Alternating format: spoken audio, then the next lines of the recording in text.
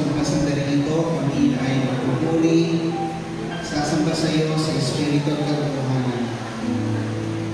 Tingnan po ang iyong mga lingkod na gagamitin sa aming pong pangunguna sa pangangamahan at ang buong kongregasyon. Matagpuan mo nawa kami na karapat-dapat sa iyo po kami. At kung may nakikita pa po kayo na mga karamihan at hindi namin pagiging karapat-dapat, narito po kami upang humingi ng kapatawaran.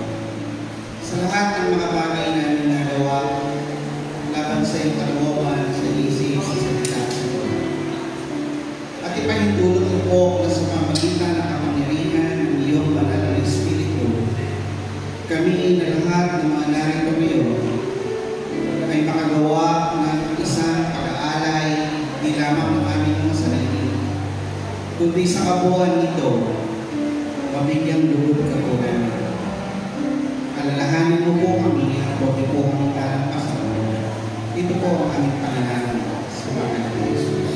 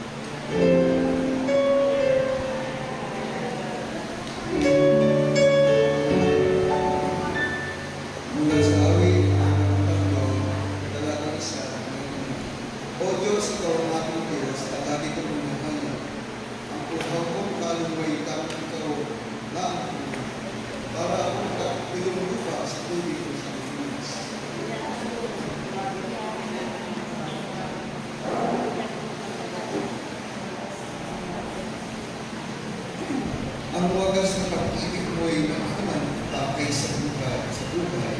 Kaya pumilin kita, O Diyos at Paramahala.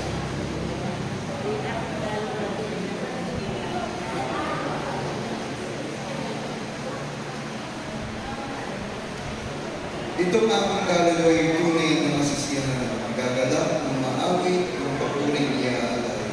Para po sa ating awit ng papuri, awitin po natin na O Thousand Thanks to Sing.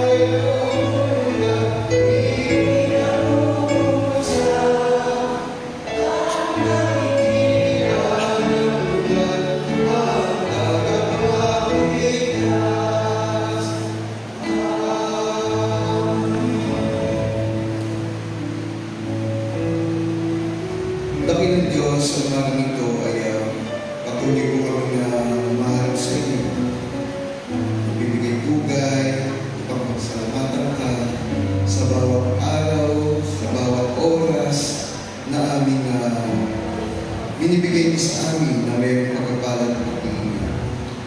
Tunay na ikaw lamang, O Diyos, ang aming malalapitan sa sandali ng aming mga problema. Kaya Panginoon, sa umaga ito, samahan niyo kami sa aming pananampahan. Nawa Panginoon, yung mensahe na aming maririnig ay maipabuhay namin at maitanim namin sa aming puso at isipan. Kaya Panginoon, huwag niyo kami iwan sa aming pananampahan ito. Kaya patuloy namin dinadalangin ang bawat isa na iwasto ang aming pag-iisip. Kaya ito po ang samang dalangin sa tayong pangalan ni Jesus. Amen.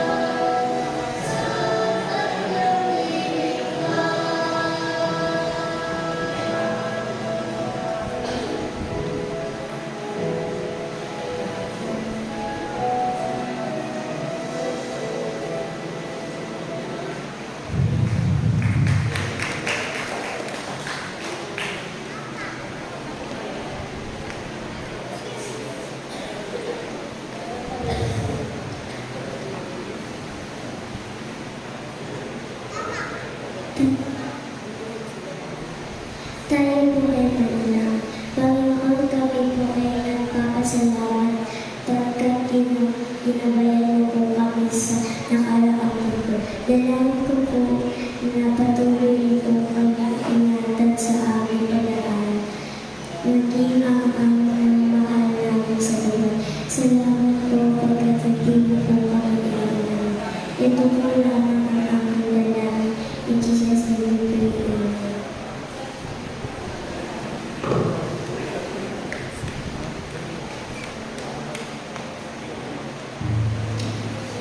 Amen.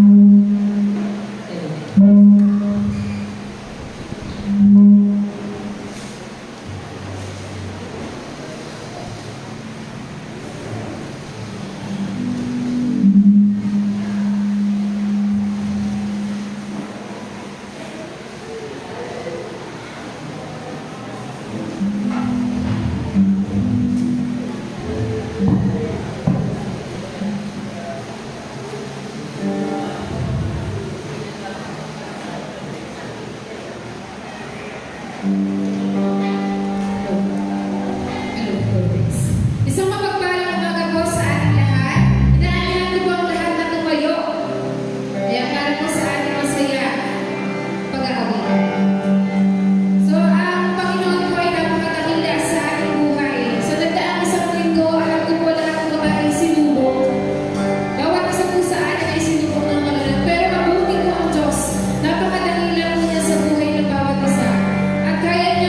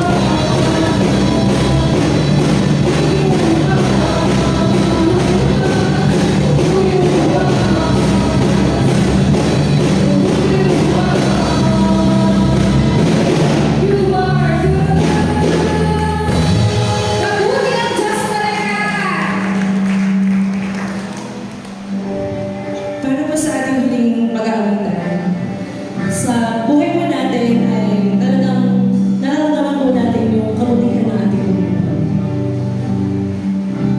Kahit na ano po yung mga pagsubok na pinagdadaanan natin, palagi po nandiyan yung Panginoon para po sa atin.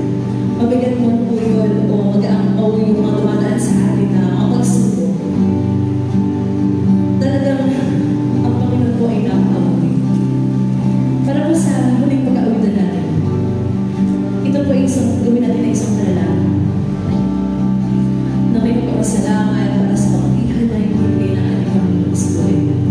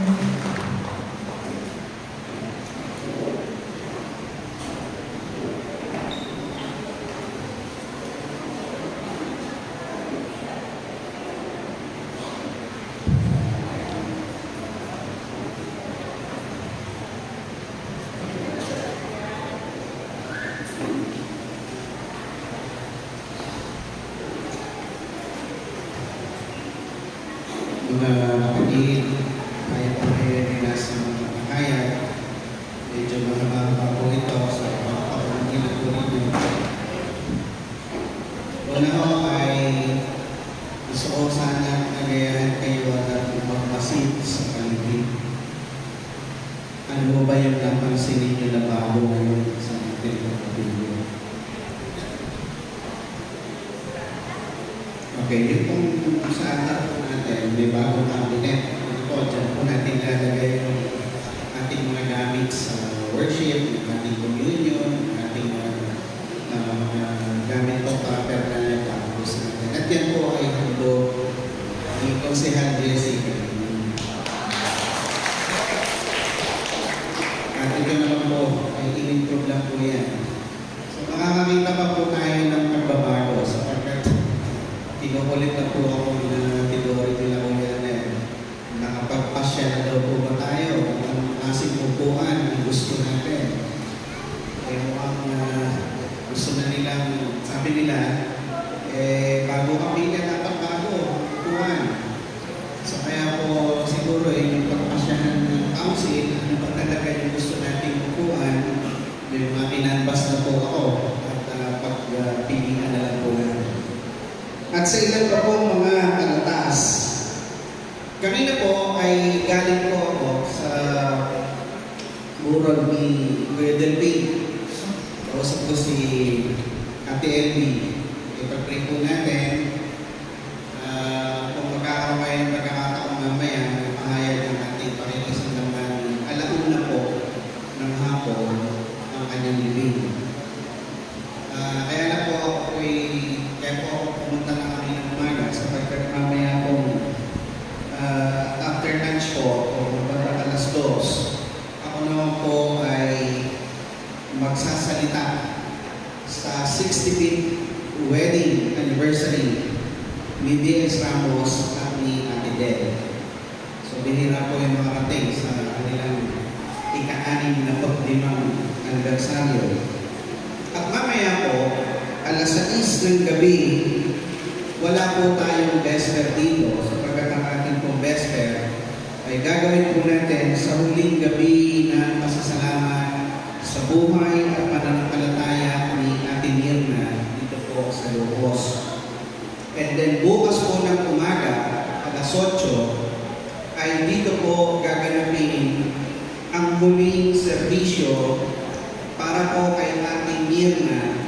So exactly 8 a.m. sapagkat alas 9 ay iaalis dito para po sa kanyang huling hantungan. Kaya makikiusap po ako sa mga in charge po natin sa sound system. Baka po pakiayos po natin bago alas 8. Sapagkat may tao na po dito na madaling araw pa lang ay nililipat na po yung gabi ni Ate Mirna.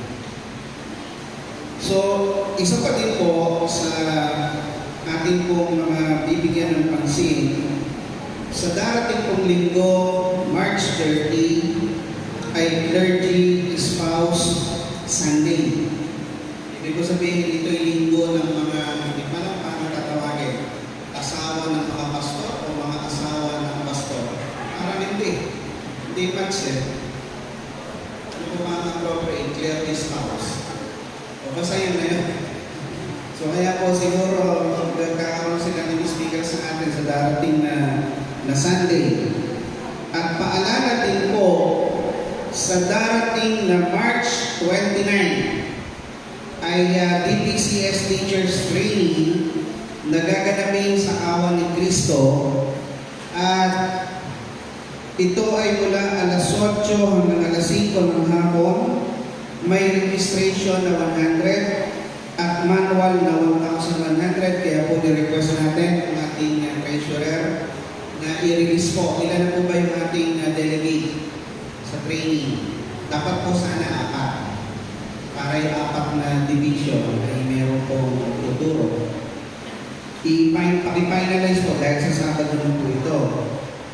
And then isa pa rin pong concern, may action po sa ating pong conference na ang bawat iglesia lokal ay magbibigay ng 500 pesos para sa Asuncion Perez, ang social work arm ng the United Methodist Church. Maganda po yung mga ministry nila ngayon. At paalala din po, sa April 6, ang last day ng palisahan para sa confirmation at membership class. Gaganapin po ito sa GNA Resort sa Pampanga. At ito po ay overnight para po doon sa mga dadalo. Sa kasalukuyan po ay meron po tayong 8 na nakalista. 5 sa confirmation at 3 sa membership. Kaya po hanggang April 6. Ganun din po, paalala din po sa atin na ngayon po linggo ito ang pinakahuling araw para i-submit ang nomination para po sa Church Council.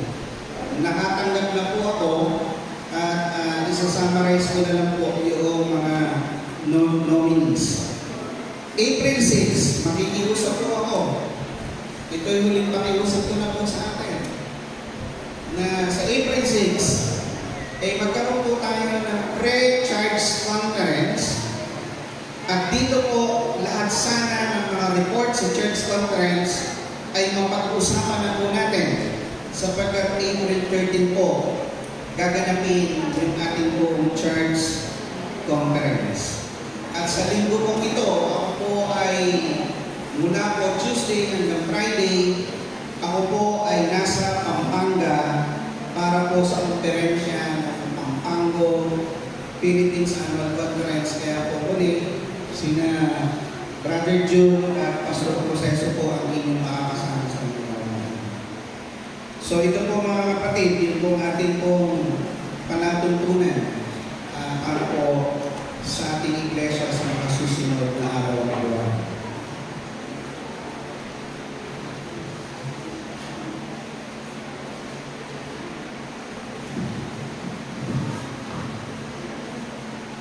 Para po sa bayan at sa mga birthday celebrators. Para po sa March 17, 2023. Happy birthday po sa kapatid na Kimberly Valencia, Resor Legaspi. Sa March 23, kapatid na Ivy Joy Pilapil. So ito na po yung nagsiselebrate ng birthday mo sa buwan ng March. Nandito po ba yung binanggit natin pangalan?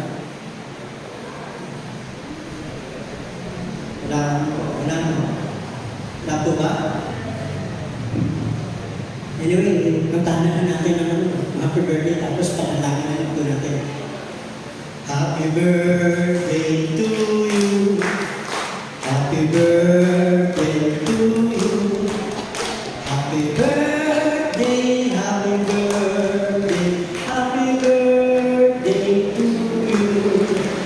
Maligayang bati sa iyong pagsilang. Maligayang, maligayang ang buhay. Ayan, kami po.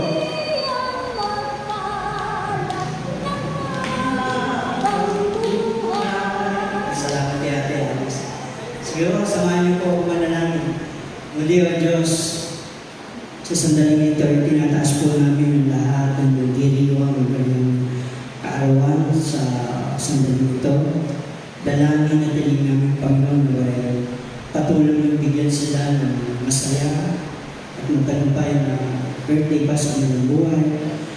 Patuloy niyo po sa iglesia, pagkaloob yung mga pangarap nila, lalo na rin yung mga kiputan na namin nila.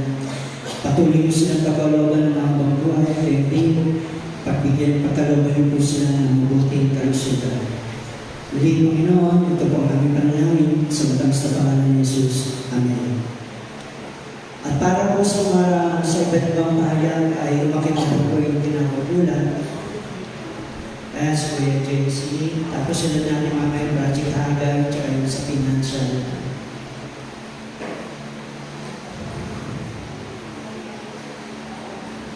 may kasunod po akong plancha. Hindi plancha, ito pantalon ko. Magandang buhay po sa ating lahat. Magandang buhay! Sa totoo lang po itong ating request na maayos ang mga linya ng mga service provider ay hindi po talaga committee. Dahil concern na rin po ako dito sa ating harapan, pinakailaman ko na po. Pakitulungan na lang po ako kasi marami na po nakausap ng mga nag-refer ng mga linya o nagkakapit ng panibagong installation ng kanilang internet.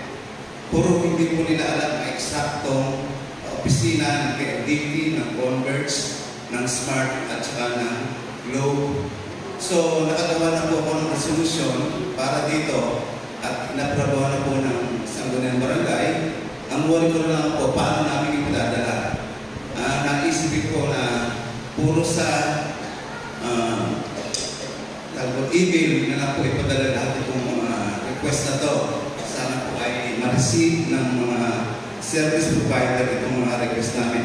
Kung meron po kayong kilala na maaari nating lapitan, maaari po ako mag-provide ng kopya para dun sa resolution ng pag-aayos ng mga linya ng internet connection. Yun lang po, patulungan niyo po sana ako kasi yun lang po naisip ko na paraan sa email address na lang ng mga service provider natin po na ipadala. Wala po makapagturo sa akin na kung saan exact address ng mga ito. Yun lang po pa rin, salamat.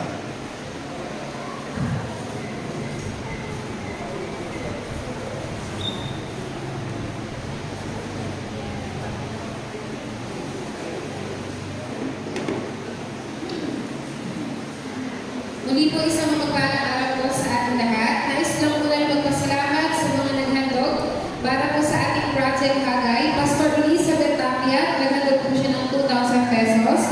Romeo Kagingin, 1,000 pesos. Ang ating Vesper Thanksgiving, 1,185 pesos.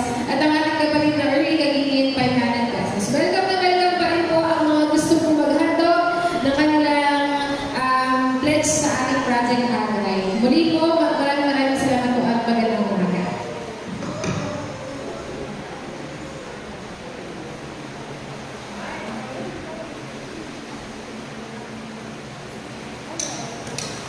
Magandang umaga po sa inyo lahat. Narito po ang ating financial report, March 16, 2025. Para po sa ating collection, loose offering po 825, tax 4,750, pledges was 2,250. Para po sa ating Vesper, meron tayong loose offering na 584, tax 1,450, and pledges po 570. Sunday school po, para po sa mga bata, 290, adult po 278, and midweek service 140. Meron po tayong total collection na 11,137. Para po sa ating expenses po, children's cohort po, 1,500, pastor po, 3,625, Sunday school staff, 258, water bill, 321, electric bill, 1,520, allocation is 1,140. Meron po tayong ayun ma'am po, 650 and feather duster po, 200. Meron po tayong total expenses na 9,188. Meron na lamang po tayong cash remaining balance na 1,949 pesos. Maraming salamat po.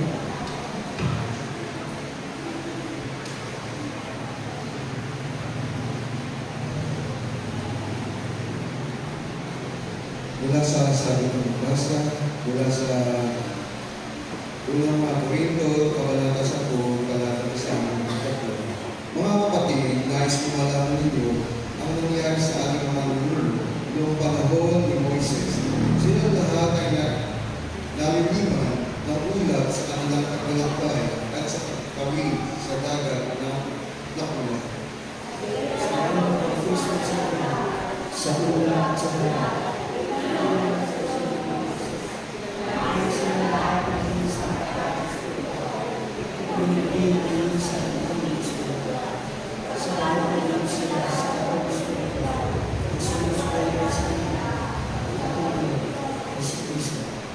Gayunman, hindi kinalugdan ng Diyos ang marami sa kanila. Kaya nagkalat ang kanilang mga pangkay sa ilang. Ang lahat ng mga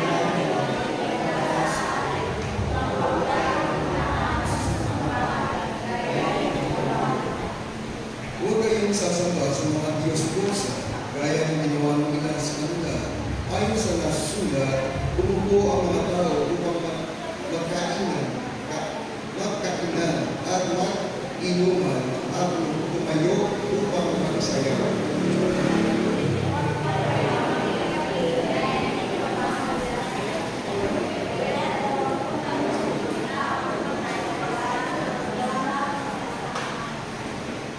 Huwag natin susubukin si Kristo gaya ng ginawa ng ilan sa kanila. Dahil sa ginawa nila, binuksa sila ng mga ahas.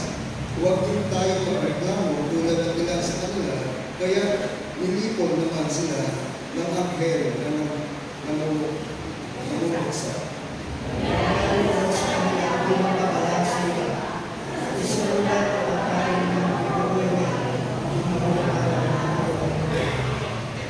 Kaya mag-ingat ang sino mga nag-aakalang sila kayo, kapag siya'y mabuwag. wala ang pagsubok ng mga princess, hindi naranasan ng at ang Diyos, isa ay sa bukid. Sa halip at dating ng pagsubok, hindi naman tayo mataas, upang makaya nito, upang mataas.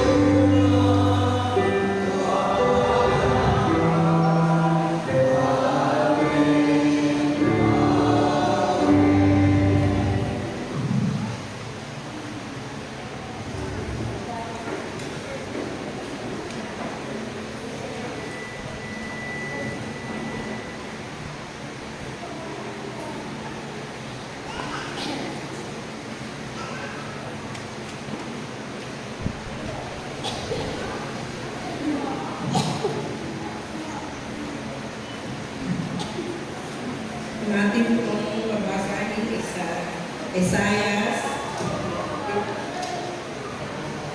Kabanata 54, 55, na talata 1 hanggang 7. Sinabi ni Yahweh, narito ang tubig na kayong mga nauuhaw. Ang mga walang salapi ay lumapit din dito. Bumili kayo ng pagkain at ito'y kakainin ito. Bumili kayo ng alak at gatas kahit walang salaping pangbayad. Bakit bumubugol kayo ng salapi sa mga bagay na hindi nakapupuso? Bakit ninyo inuubos ang pera kinita sa mga bagay na sa inyo hindi magbibigay kasiyahan? Makinig kayong mabuti sa akin at sundin ang utos ko.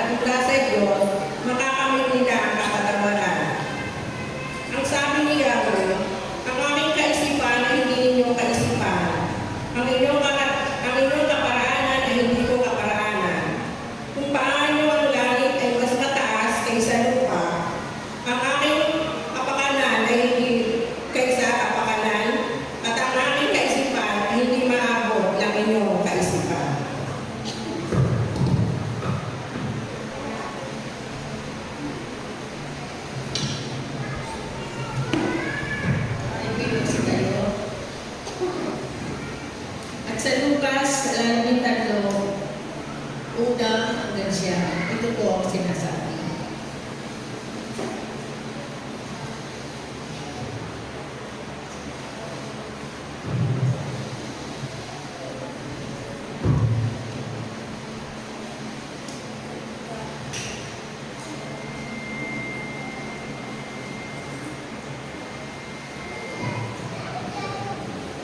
Magsisi o mapahama. Dumating noon ang ilang tao at ibinalita kay Jesus na ipapapatay ni Pilato ang ilang Galileo samantalang ang mga ito'y naghahandog sa Diyos. Sinabi niya sa kanila, akala ba ninyo higit na makasalanan ang mga Galileo ito kaysa ibang taga-Galilea dahil sa gayon ang sinabi nila? Hindi. Ngunit sinasabi ko sa inyo, kapag hindi nyo pinagsisihan at tinalikdan ang inyong mga kasalanan, mapapahamak din kayo lahat. At ang 18 namatay nang mabagsakan ng tore sa silo, na akala ba ninyo'y higit silang makasalanan kaysa ibang naninirahan sa Jerusalem? Hindi. Ngunit sinabi ko sa inyo, kapag hindi nyo pinagsisihan at tinalikdan ang inyong mga kasalanan, mapapahamak din kayo lahat. Ang talinghaga ang tungkol sa puno ng igos na walang bunga. Sinabi sa kanila ni Jesus ang talinghaga nito, may isang tao na may puno ng igos sa kanyang ubasan. Minsan, tinignan niya kung may bunga ito, ngunit wala siyang nakita. Kaya't sinabi niya sa tagapag-alaga ng ubasan, 3 taon na ako pumapalito at naghahanap ng bunga sa punong ito, ngunit wala akong makita. Putulin mo na, nakasisikip lang yan. Ngunit sumagot ang tagapag-alaga, huwag po muna natin putulin ang ito. Huhukayin ko ang palibot at lalagyan ng pataba. Kung mamumunga po ito sa darating na taon, mabuti. Ngunit kung hindi, putulin na natin. Palain tayo sa pagkabasa ng kanyang mga banal na salita.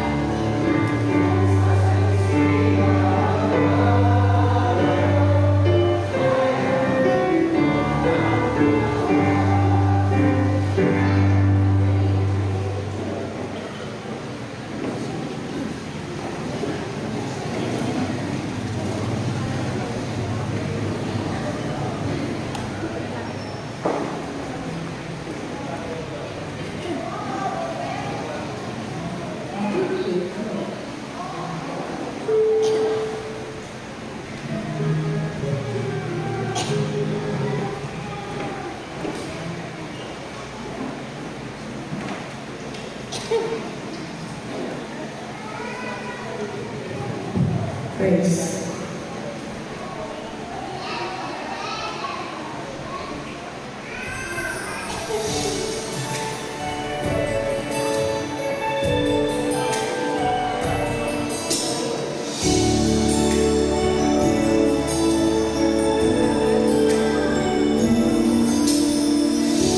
Kahit tagal pagmamahal nasa diyang wakas, isang pag-ibig na nagbibigay sa aking buhay ng tibay at lakas.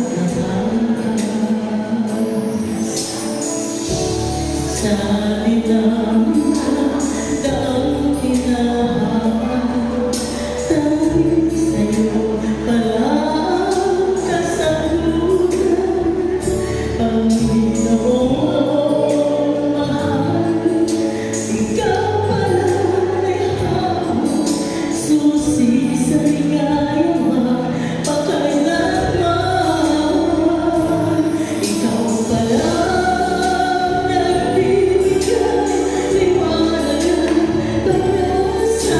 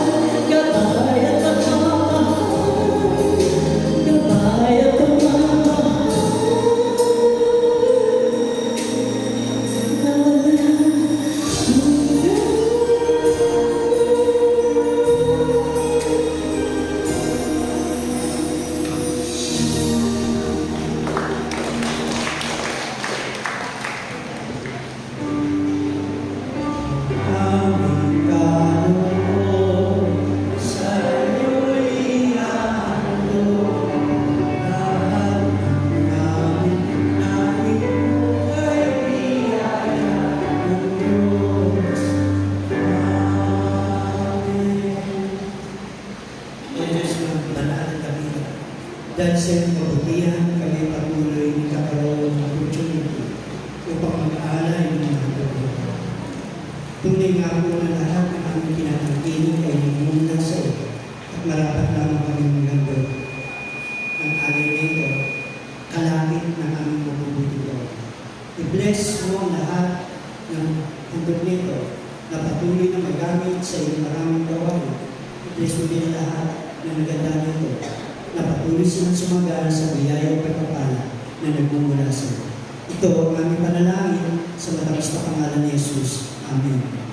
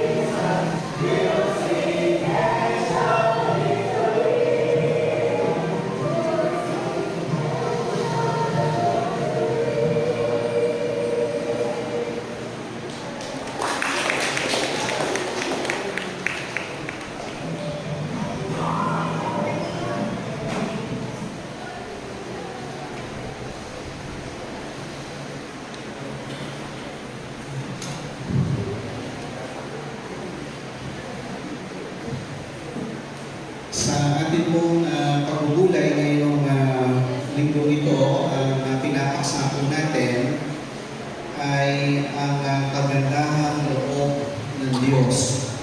Kaya po kung mapapansin ninyo sa mga awit ulit, sapagkat ngayon po ang ginagawa po natin ay co-coordinate po tayo sa liturgy, sa worship committee, at sa mga awit po natin na sundan ng tema po. Ito po yung mapapansin po natin ngayon.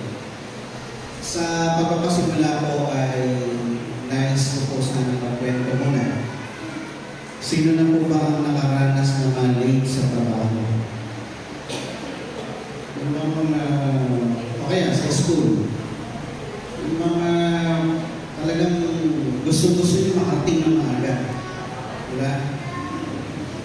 Parang si Pastor Proceso lang. Diba? Ay, hindi na. Diba, nananalangin nyo ba kayo habang papunta doon sa opisina o sa school? Ano ang manalangin nyo? Lord, saan ka magpapamahuli? Diba? Tapos ano ginagawa nyo? Nagmamadali kayo, diba? Nagmamadali kayo o hindi kayo nagmamadali? Si Pastor Proceso kayo nagmamadali. Ay, lagi nagmamadali. And then, yung nananalangin na yun, na nagsabi na, Lord, sana po wag akong mahuli, wag akong mahuli. Eh, biglang natapa. Dahil sa kamamadali. Alam po ninyo kung ano sinabi. Nung nagmamadali. Lord, totoo po, nagmamadali ako, pero ngayon pa ako itulak.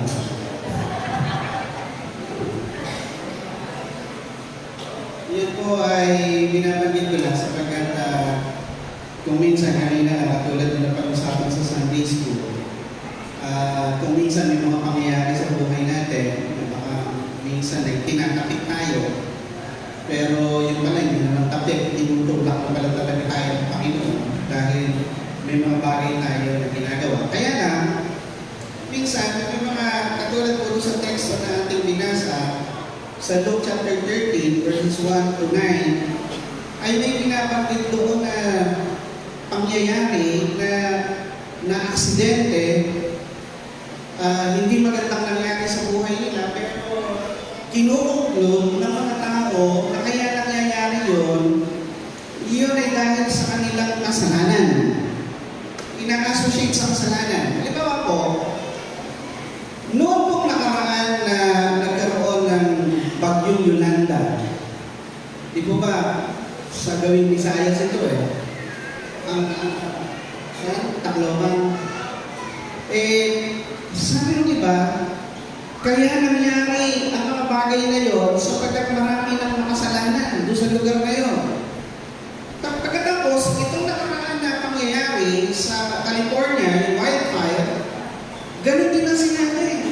Kasi masasama na ang tao doon. Kaya may nangyayaring masama.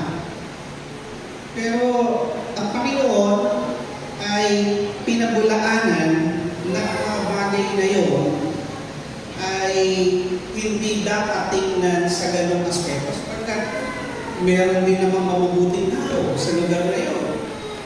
Tsaka may mga mananampalataya din naman sa lugar na yun. O kung halimbawa sa buhay natin ay meron mga pangyayaring hindi maganda at i-associate yung mga hindi magandang pangyayari sa buhay natin na ito'y dahil sa kasalanan o kung hindi yun makatarungan. So ano po ang inaaral sa atin sa linggong ito? Sa linggong ito, may tatlong bagay na ipinababatid sa atin tungkol sa kagandahang loob ng Diyos. Una-una ay ito. Do not take the role of Christ and let His loving kindness judge the people. Huwag daw po nating agawin ang gampanin ni Kristo na humatol sa kapwa, kundi hayaan natin na ang kagandahang loob ng Diyos ang humatol sa mga tao. Ano po ang ibig sabihin nito? Kumbaga sa Itbulaga, ang Bawal judgmental. Hindi tayo tinawag ng Diyos para maging judge. Tinawag tayo ng Diyos hindi para humusga. Saan tayo tinawag? At ano ang primary accountability ng mga tao na nagsasabing tinanggap niya si Kristo? Ang ating accountability at ang basis ng measurement ng Diyos sa atin ay kung paano tayo umiibig sa Diyos at kung paano tayo umiibig sa kapwa. At wala sa job description ng mga Kristiyano na hatulan ang ating kapwa. Kaya kapag merong hindi magandang nangyayari sa isang tao o grupo ng mga tao, wala po tayo sa posisyon para sabihin nangyari sa kanila yon dahil sa sila ay makasalanan. Ang katangian po ng pag-ibig ng Diyos o ng kagandahan ng loob ng Diyos, ito ay inclusive. At ang kanyang paghatol ay makatuwiran. Pag sinabi po natin makatuwiran, uulitin ko lang po ang biblical concept ng righteousness. Ang righteousness ay kinuha sa konsepto ng metro. Metro. Ibig sabihin, ang metro ay tuwid. Merong sukatan. May pamantayan. Ibig sabihin, kapag sa metro ay merong lumiko, ibig sabihin, hindi siya sangayon sa pamantayan ng katuwiran. Ibig sabihin, merong mali. So, ang encouragement ng Diyos doon sa kanyang loving kindness ay kung paano tayo mamumuhay sa paggawa ng tama at pagtatama ng kung ano ang mali. Tama po ba? May tama po ba? May tama po ba doon? Ang pagiging makatwiran, yung pagiging righteous, ay yung ginagawa ang tama at itinatama ang mali. Pero kapag ang mali ay ginagawang tama, nalito na. Ang tama, ginagawang mali, nakakalito na yon, so ibig sabihin may mali. Pag hindi po sang-ayon sa pamantayan ng katuwiran, ibig ko sabihin nun, ang Diyos, hindi niya huhusgahan yon sa pamamagitan ng instant na pagpaparusa. Yun yung kanyang loving kindness. Hindi po katulad ng tao. Sino po ba mainitin ang ulo dito? Kapag mainit ang ulo mo, kapag sasaktan mo agad yung mata. Hindi po ganon ang Panginoon. Sapagkat kung ganon ang attitude ng Panginoon, siya'y mainitin ang ulo, marami mga pangaman sa atin. Pero hindi Yung kanyang pamamahal, yung kanyang loving kindness sa atin, ay very gentle. Mahinahon. At binibigyan tayo ng pagkakataon sa pamamagitan ng tinatawag natin na pag-re-rebuke, pagsaway. O yung kanina, pinag-aaralan kanina sa Sunday School, bahagi ng loving kindness ng Panginoon ay ang pagbibigay ng babala. Asawa ni Babalo. Nagbibigay ng babala. Kaya nga po, kanina sa Sunday School, pinag-uusapan, hindi ka mahal ng isang tao kapag ikaw ay gumagawa ng mali, pero hindi ka nire-review. Ang tunay na nagmamalasakit ay yung kapag may ginagawa kang mali, pinaalalahanan ka na gumawa ng tama para hindi ka mapahamak. At yun yung loving kindness ng Diyos sa kanyang katuwiran.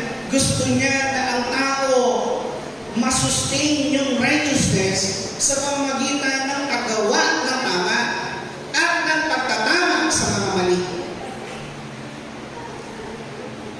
Kaya po, yung word na righteousness, mula po sa salitang just. J-U-S-T, just. Nandun yung justice. Ibig sabihin ng justice, makatuwiran, makatarungan.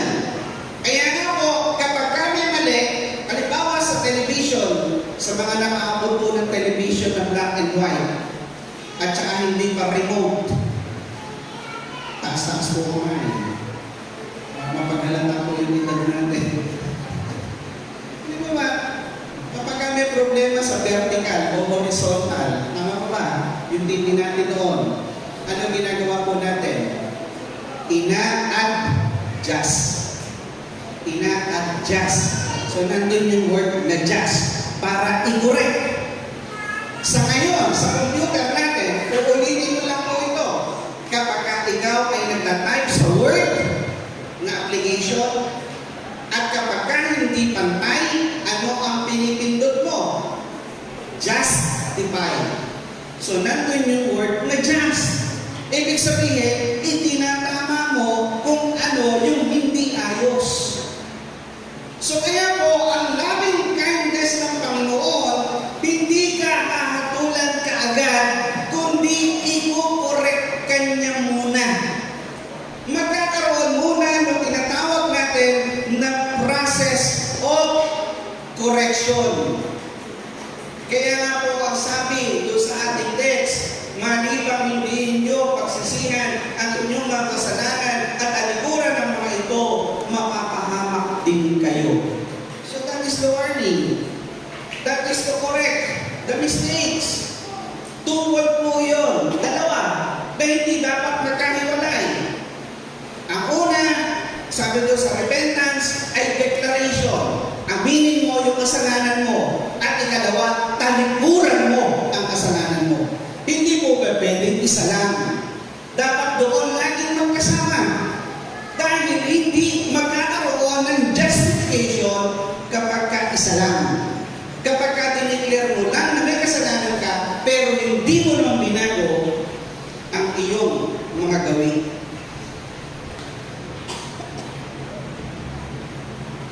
Pangalawang bagay na gusto ko pong tingnan natin dito po sa ating teksto about the loving kindness of God, ay hindi lang po tayo pinapaalalahanan na wala sa poder natin o posisyon natin na pumatol. Hayaan natin na ang loving kindness ng Diyos ang umusga sa tao.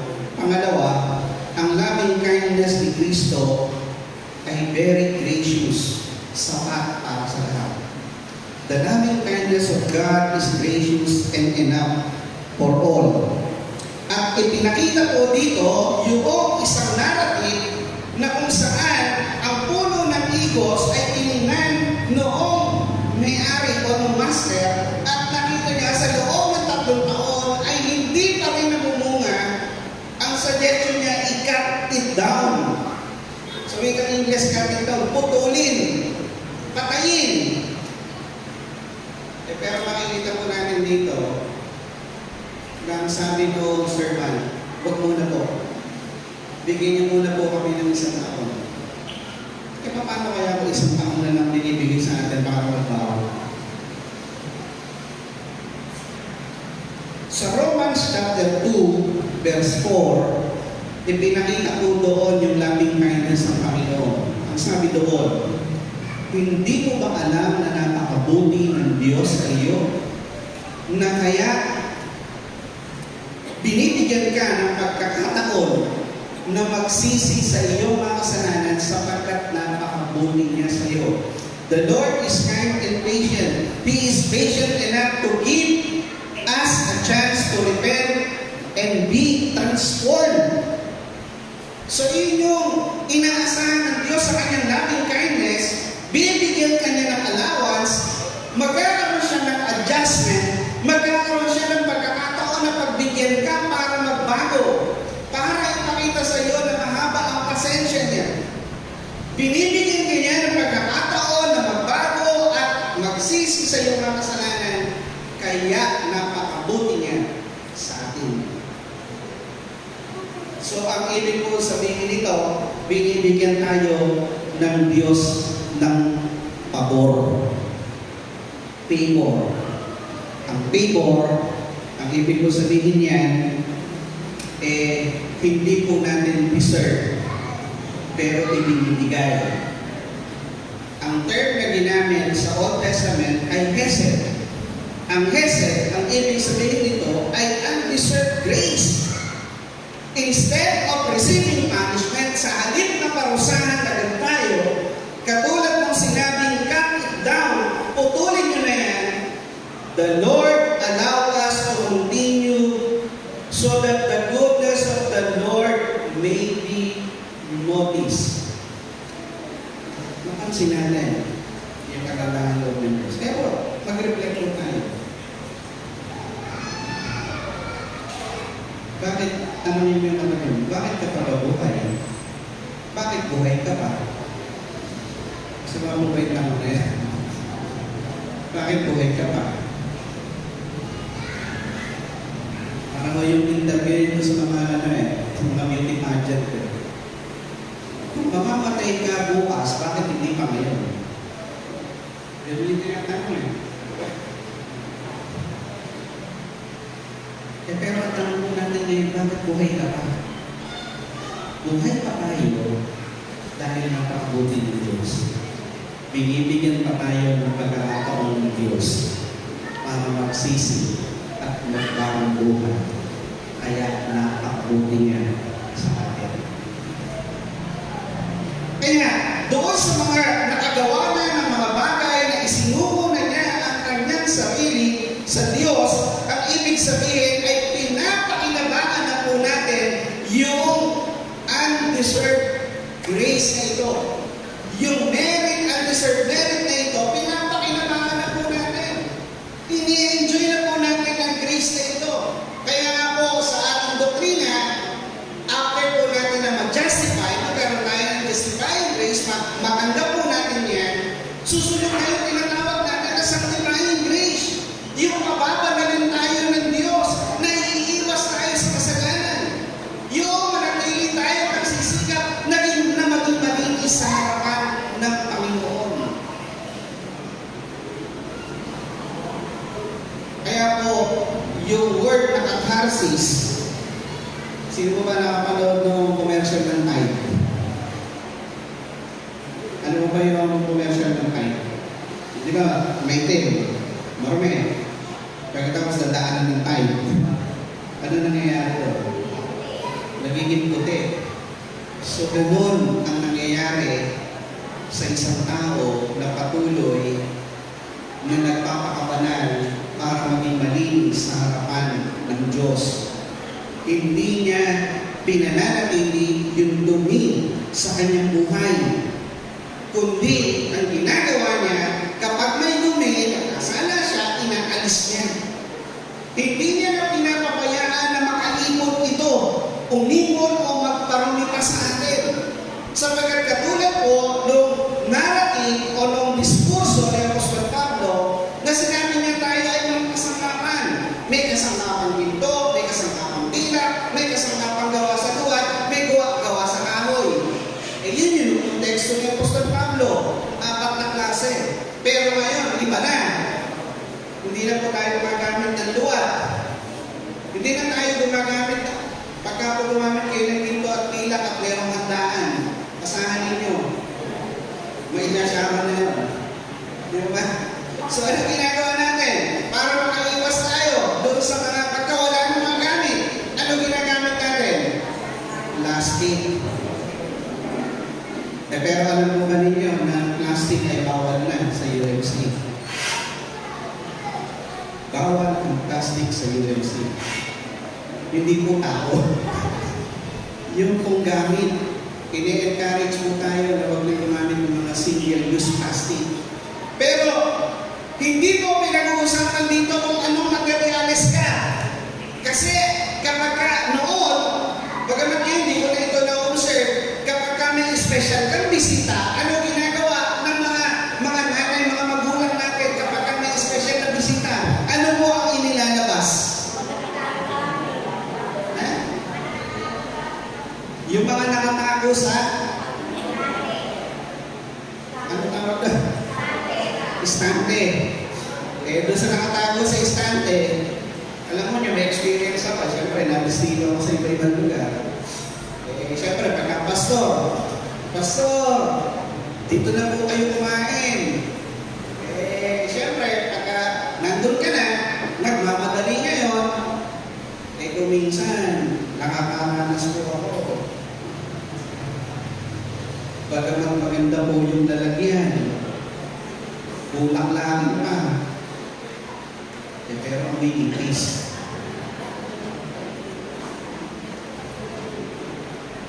Pero ano po ibig ko sabihin? Ang pinupunto ko po ito. Hindi mahalaga kung anong materialis ka. Ang mahalaga ay yung nagbibigay ka ng honor or dishonor sa iyong master. At yung nagbibigay ng honor, yun yung laging naglilinis. Yung laging nililinis, kay plastic pa yan, kay ceramic yan. Na kapag kahinain mo doon sa bisita mo, eh masasabi, napakalinis naman ito. Di ba? So, ganun din po sa atin. Yung kung loving kindness ng Diyos, gusto niya maging malinis tayo at maging handa sa mabubuting bagay. Kasi kung mananatili sa atin ang anumang karumihan at sasabihin ng Diyos sa atin, sige, ikaw ang maglingkod sa kanila, eh ang makikita puro dumi, nakakahiya. Nakakahiya sa Panginoon, nakakahiya doon sa Master. So kaya po sa atin, ang maging tugunan ay yung sa aming kindness ng Panginoon ay yung takarsis. Patuloy tayong maglinis. Hindi po tayo makakaiwas na gumawa ng mali, pero ang masama ay pinananatili natin na yung mali ay mali. Kaya po, si John Wesley ay nagsabi na ang kabanalan, ang definisyon ng kabanalan ay ito. Ang kabanalan ay hindi ang kawalan ng kasalanan, kundi ang pagsisikap na mawala ang kasalanan sa mga sandali na siya'y dinadalaw ng kasalanan. So, ibig ko sabihin, hindi po dapat mamahay sa atin ang kasalanan. Kung nagkamali tayo, magsisi tayo, at talindan kung ano ang ginawa natin. Bilang tugon sa loving kindness ng ating Panginoon. At ulit, doon sa parable o sa narrative, na gusto ng Diyos na makakita ng bunga. Eh, bakit ba gusto ng Diyos na makakita ng bunga? Doon sa puno ng higos. Doon po sa tirahan namin sa Malolos ngayon, meron po kami doon ng puno ng higos. Pero alam ko po, pamilya tayo dito dahil marami dito. Ang tawag po doon, tibig. Pamilyar po kayo? Sa puno ng tibig. Hindi po pinapansin dito yun. Pero napakamahal po nun, lalo-lalo na sa Middle East. Ginagawa po yan na candy. Kaya naman eh, parang dates, gano'n. Eh sa amin po meron, hindi ko rin magalaw. Ngayon, bakit po ninanais ng Diyos na makitaan yung puno ng higos ng bunga? Eh kasi, ang gusto ng Diyos sa lahat ng mga mananampalataya na sa pamamagitan ng kanyang kagandahan loob, hinihikayat tayo na mas maging mabuting tao. The loving kindness of Christ encourages us to become a better person. Kaya gusto na makita yung bunga ng ibig sabihin, may pakinabang tayo na meron palang na ayaw niya na meron hindi nag-i-improve. Kaya po, ibig sabihin niyan, hindi mo kukonsintihin ng Panginoon na maging stagnant o walang pagbabagong nangyayari sa atin. At sasabayan tayo ng kagandahan loob ng Diyos para lumago at magbunga. Bakit? Dahil gusto niya na mas maging mabuting tao tayo.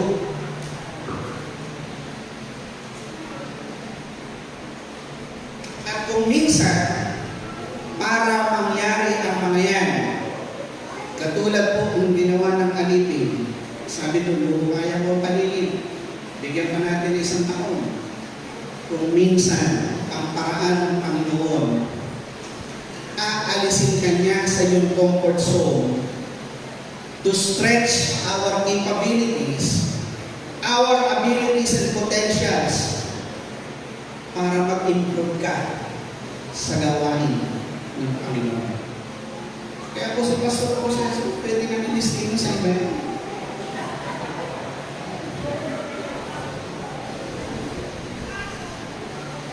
Para ma-stretch yung kanyang capabilities, yung kanyang abilities, yung kanyang potential. Pero hindi lang po si pastor proseso ang sinasabihan po. Sinasabihan din po tayo ng Panginoon na kung minsan kinakailangan umalis tayo sa comfort zone natin. Huwag tayong manatili sa comfort zone natin para tayo ay mas maging mabuting tao.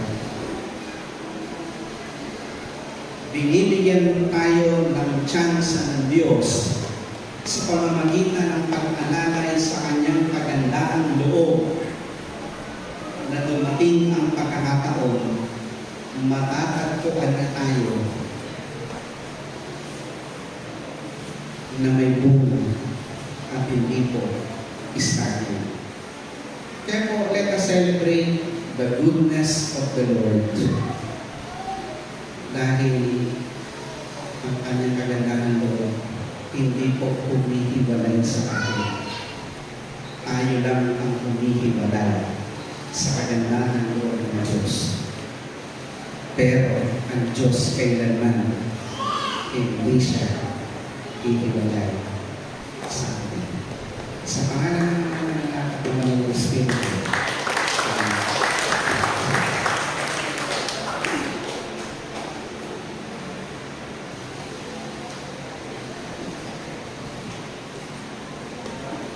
Para po sa ating pagsasalamat at pagkakagawitin po natin ang daming purpose.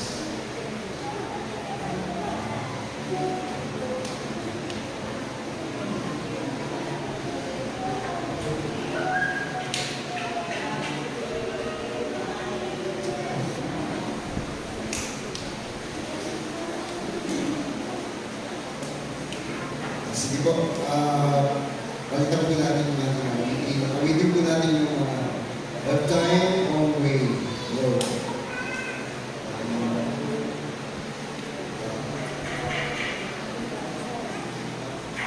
Kalooban mo ang siyang sundin. Hindi ka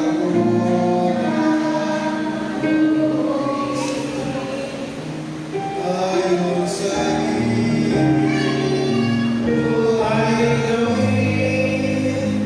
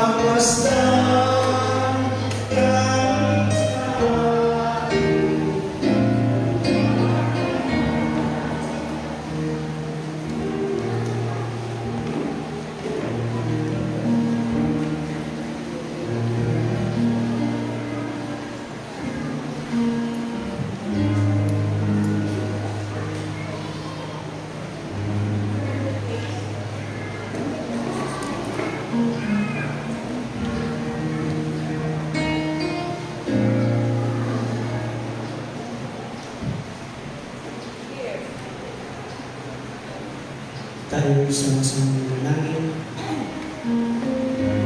Dakila, banal, aming Diyos na sa langit, isang Ama.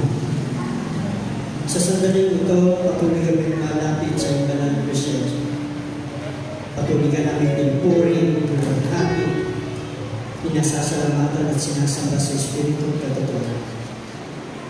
Panginoon, maamin kami sa mga araw namin buhay.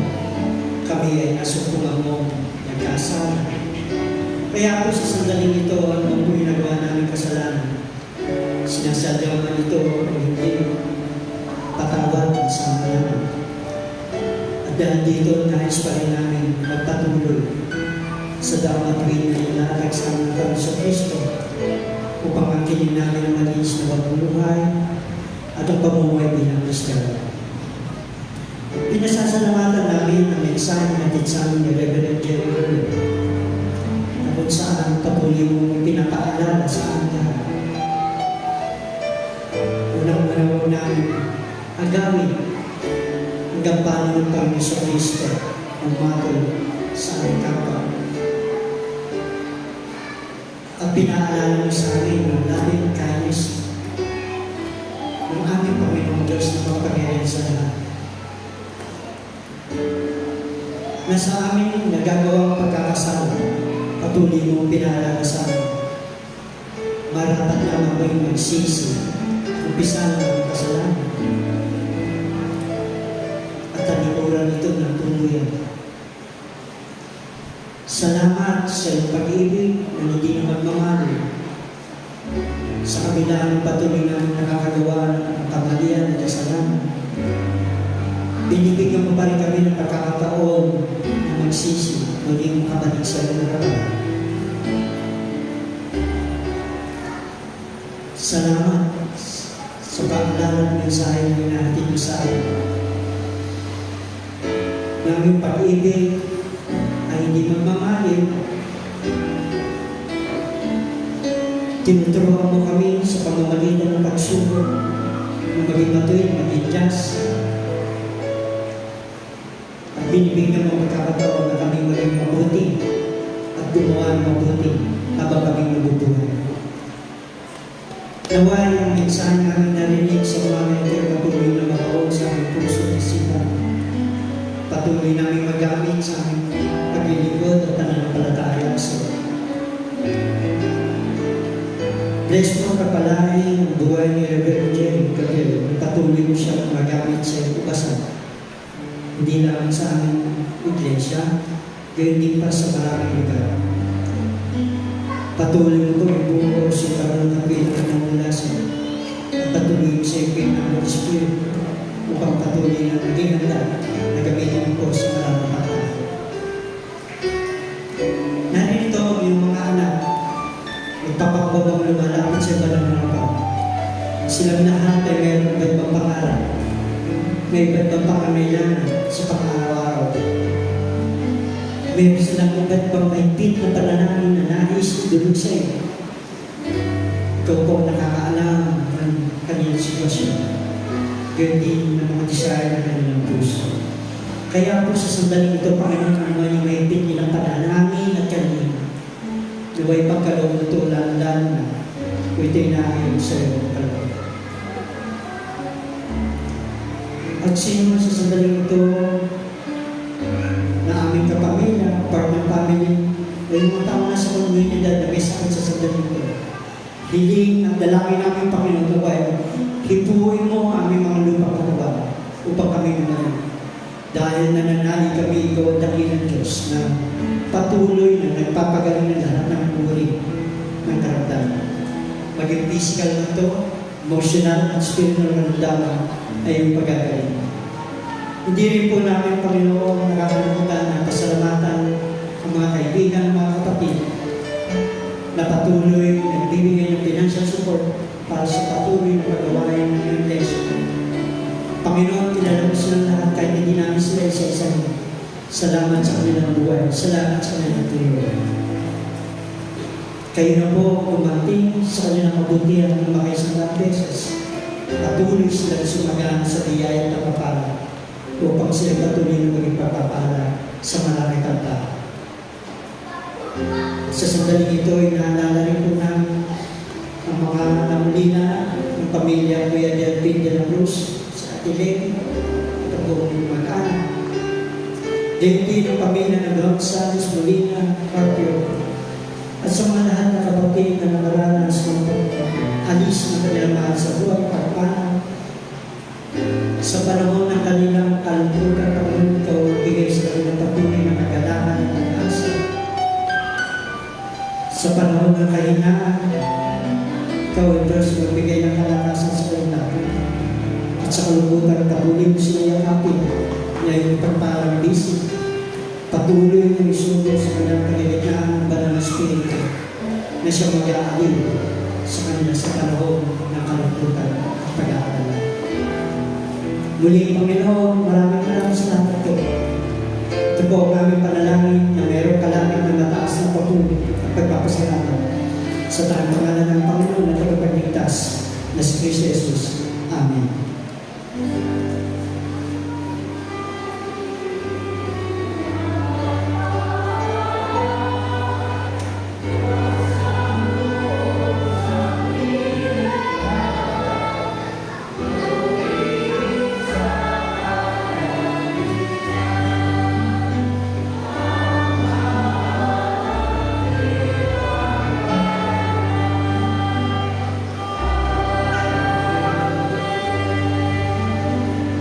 Mga minamahal na mga kapatid, sa pagtanggap natin sa kagandahan ng loob ng Diyos, matutunan natin na huwag kapusuhin ito, kundi sikapin natin ang pagsasanay sa kamalanan, ang maging layunin ng ating buhay, ang pagbibigay lugod sa Kanya, ang maging pangunahin sa ating mga prioridad.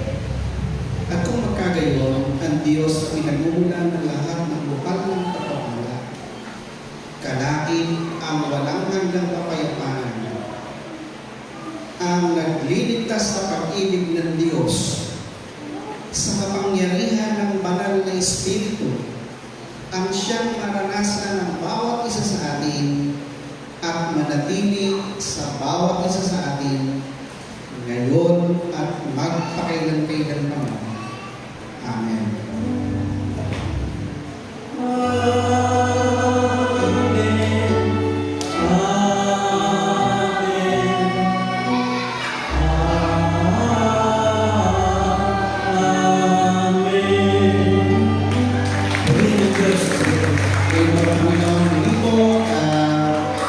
Paalala po natin sa mga gusto kong makilibing sa kapatid na Delpin de la Cruz, alauna po. Ngayon pong gawain natin mamaya, wala po tayo dito sa kapilya, alas 6 po, po sa tahanan ni Ate Julie. At bukas po ng umaga, alas 8, yun pong libing ni Ate Mirna. Salamat po.